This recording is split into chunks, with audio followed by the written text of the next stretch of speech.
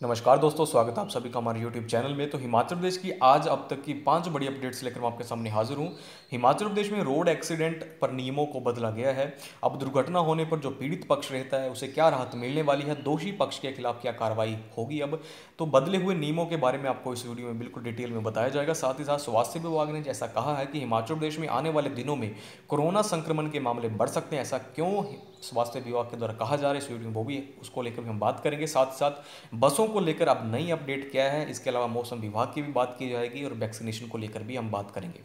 हम सबसे पहले बात करेंगे स्वास्थ्य विभाग की। तो स्वास्थ्य विभाग का ऐसा कहना है कि हिमाचल प्रदेश में आने वाले दिनों में कोरोना संक्रमण के मामले बढ़ सकते हैं। ऐसी चिंता क्यों जताई जा रही है? क्योंकि देखिए, कैबिनेट की मीटिंग में सरकार के द्वारा एक फैसला लिया गया था कि RT-PCR रिपोर्ट की अब जरूरत नहीं है हिमाचल प्रदेश में एंट्री के लिए। तो ऐसे में अब होगा क्या कि बिना कोविड जांच के ही जो सैलानी या अन्य लोग जो हिमाचल आना चाहते हैं वो आ सकते हैं। इससे इन लोगों के साथ संक्रमण भी हिमाचल में प्रवेश कर सकता है। वहीं बसों के भी चलने से संक्रमण एक जगह से दूसरी जगह पहुंच सकता है। इन्हीं सब को लेकर स्वास्थ्य विभाग की चिंता बनी हुई है, किसी भी तरह की कोई चूक ना हो, इसलिए सभी जिलों के CMO BMO सहित मेडिकल कॉलेज के प्राचार्यों को अलर्ट पर रहने को कहा गया। साथ ही साथ देखिए, प्रदेशवासियों को भी सतर्क रहने की जरूरत है, क्योंकि देखिए अभी भी 5,000 से ज़्यादा हिमाचल प्रदेश में एक्टिव मरीज हैं। 500 के करीब ऐसे मरीज हैं जिनका इलाज अस्पतालों में चल रहा है। कुल एक्टिव केसेस के 10% ऐसे मरीज हैं जो कि गंभीर स्थिति में है, और हर दिन अभी भी 15 से 20 कोरोना संक्रमितों की मौत हो रही है। कोरोना की सेकंड वेव अभी पूरी तरह से गई नहीं है। और वैक्सीनेशन की बात की जाए तो वो भी फिलहाल अपने आरंभिक चरण में ही है। तो अभी जो प्रदेशवासी हैं उन्हें और भी सतर्क रहने की जरूरत है। साथ ही साथ मेडिकल जो स्वास्थ्य विभाग है उसने तो अपने डिपार्टमेंट में अलर्ट जारी कर ही दिया है। मौसम विभाग की बात करें तो मौसम विभाग ने भी अलर्ट जारी किया है। 5 दिन शाये रहेंगे बादल। राज्य में 17 जून तक दस्तक देगा मानसून। तो आने वाले 5 दिनों तक मौसम खराब बना रहेगा हिमाचल प्रदेश में, और 17 जून तक हिमाचल प्रदेश में मानसून भी दस्तक दे देगा। नेक्स्ट अपडेट है, हिमाचल प्रदेश में रोड एक्सीडेंट पर नियमों को बदला गया। तो नए नियम अब क्या रहने वाले हैं इस वीडियो में बात करेंगे। तो सीधे हम बात करेंगे नियमों में, किसमें क्या संशोधन किया। इससे हमें कोई मतलब नहीं कि किस एक्ट में संशोधन किया गया है।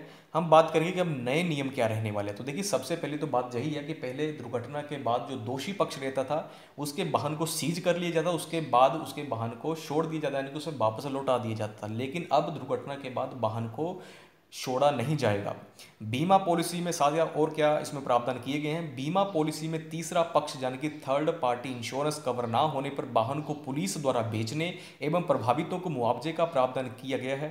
उन्होंने कहा कि नियमों में दुर्घटना बीमा के अंतर्गत आवेदन से लेकर समयबद्ध अदायगी तक की प्रक्रिया का सरलीकरण एवं त्वरित अदायगी का प्रावधान किया गया है। लाभार्थी के खाते में RTGS या NEFT, RTGS यानी कि रियल टाइम ग्रोस सेटलमेंट, या NEFT यानी कि नेशनल इलेक्ट्रॉनिक फंड ट्रांसफर के माध्यम से राशि का सीधा हस्तांतरण किया जाएगा।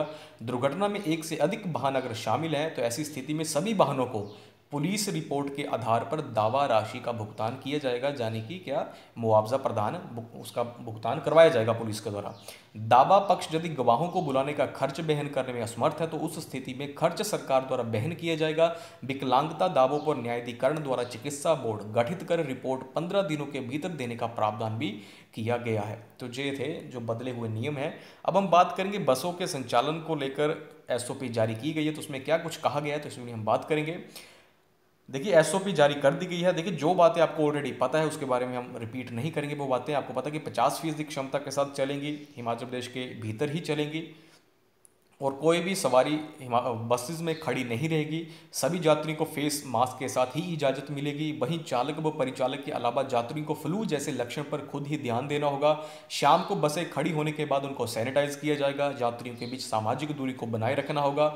वेंटिलेशन रखना, देखिए इसमें इस SOP में ये भी कहा गया कि किन ढाबों पर बसें रुकेंगी, तो इसके बारे में मैं आपको आगे बताऊँगा। कंडक्टरों को थर्मल स्कैनर दिए जाएंगे जो यात्रियों का टेम्परेचर चेक करेंगे। बस अड्डों पर सिंगल एंट्री रखी गई है। वहीं सभी शौचालयों को सही तरह से सैनिटाइज किया जाएगा। बस अड्डों में पब्लिक अनाउंसमेंट सिस्टम होगा। बस से उतरने व चढ़ने के लिए फ्रंट दरवाजे का ही प्रयोग करने को कहा गया है। इन ढाबों पर रुकेंगी बसें। यात्रियों की सुरक्षा सुविधा के लिए उन्हीं ढाबों पर रोकने को कहा गया है जहां पर पूरी सफाई होगी और प्रोटोकॉल को अपनाया जाएगा। परिचालकों को फेस मास्क के साथ फेस शील्ड कवर पहनने की सलाह भी दी गई है। इसी तरह के निर्देश उन ढाबों के लिए भी दिए गए हैं जो HRTC से जुड़े हैं और वहां पर बसों को रोका जाता है। साथ ही साथ देखिए, एक जो पुराने रूट हैं उन्हीं पर ही बसों को चलाया जाएगा, ऐसा भी इस SOP में कहा गया है। और पहले दिन 1004 बसों को चलाया जाएगा। देखिए, निजी बसें चलेंगी या नहीं चलेंगी तो ये जब तक देखिए आज मैं वीडियो बना रहा हूँ तब तक देखिए जो निजी बस ऑपरेटर हैं उनकी मीटिंग नहीं हुई है। आज भी उनकी वर्चुअल मीटिंग होनी, इससे पहले पिछले दिन भी मीटिंग हुई थी तब जो कि वो बेनतीजा रही थी। आज फिर से वर्चुअल मीटिंग होनी है, तो उसमें क्या फैसला लिया जाता है निजी बस ऑपरेटरों के द्वारा, बसेस वो चलाएंगे या नहीं चलाएंगे। फिलहाल ये तो कन्फर्म है कि देखिए मनाही किसी को नहीं है, निजी बसों को भी और सरकारी तो चलेंगी ही। तो देखिए इसके अलावा अगर बात की जाए लास्ट में वैक्सीनेशन को लेकर, तो देखिए अब लगातार वैक्सीनेशन लगेगी 14 से लेकर 18 तारीख तक, यानी कि 5 दिन अलग लगातार वैक्सीनेशन लगेगी। और हर दिन आपको जिस दिन वैक्सीनेशन लगेगी उससे पिछले दिन आपको अब स्लॉट बुक करवाना होगा। और देखिए बिना पंजीकरण के आपको वैक्सीनेशन नहीं लगेगी, यानी कि अब 14, 15, 16, 17 और 18 इन 5 दिन तक लगातार 18+ वालों को वैक्सीनेशन लगेगी। अब समय भी शायद 12:30 से अब 1 का रहने वाला है स्लॉट बुकिंग का। जी हाँ, देखिए अब जो अब नया समय रहेगा जो स्लॉट बुकिंग का, वो रहेगा दोपहर 12 बजे से 1 बजे तक कर दिया, यानी कि अब 1 घंटे का कर दिया। पहले क्या था 2:30 से 3 बजे। तो ये कुछ महत्वपूर्ण जो जानकारी थी, कुछ महत्वपूर्ण एक्स्ट्रा जानकारी थी वैक्सीनेशन से जुड़ी हुई जो आपको याद रखनी है। बाकी ऐसा क्यों किया गया, अब लगातार वैक्सीनेशन क्यों लगेगी, ये आपको शायद पता ही होगा ऑलरेडी कि जो वैक्सीनेशन की जो खेप थी वो एक साथ हिमाचल प्रदेश को दे दी गई है, जो कि अलग अलग चरणों में उपलब्ध करवाई जानी थी। अब वो एक साथ ही 12 जून को हिमाचल प्रदेश को मिल गई है। तो देखिए इस वीडियो में इतना ही। आई होप आपको ये सारी जो अपडेट्स थी बहुत महत्वपूर्ण लगी होगी।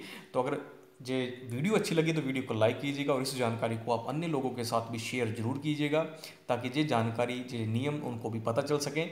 और ऐसे ही महत्वपूर्ण इन्फॉर्मेशन अपडेट्स हम आगे भी अपने चैनल को लेकर आते रहेंगे। तो चैनल को अगर आपने अभी तक सब्सक्राइब नहीं किया तो चैनल को सब्सक्राइब कर लें, बेल आइकन को जरूर प्रेस कर लें, ताकि आपको जो हम वीडियोज़ लेकर आते हैं आपके लिए महत्वपूर्ण अपडेट्स लेकर आते हैं उनका नोटिफिकेशन आपको मिल पाए। तो इस वीडियो में इतना ही। वीडियो को देखने के लिए आपका बहुत बहुत धन्यवाद।